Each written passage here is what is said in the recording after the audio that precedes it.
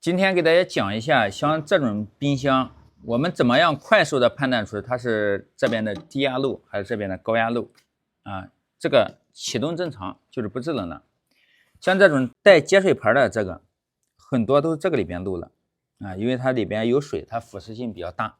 但是我们今天这个，我们里边加了点水啊，看了一下没问题。那么这个时候我们就要来通过我们正常的方法进行判断了。那我们在不打压的情况下，那首先先停机啊，3分钟之后一定记得3分钟之后啊，然后先手前啊把这个地方给它加瘪，瘪了之后我们这样晃几下，这个管不就断了吗？对吧？在断的一瞬间，我们来看一下它是往外冒气的还是吸气的。像这个你看，它是往外边出气的啊，出气的大概率要不就是低压漏了，要不就是压缩机坏了，因为很显然里边还有氟嘛。对不对？如果是吸气的，大概率就是高压漏的。那么这个我们怀疑是低压漏，那么现在就开始打压啊，或者是像这种气不多的情况，也有可能是高压漏，但它漏的很慢啊，这种情况也有。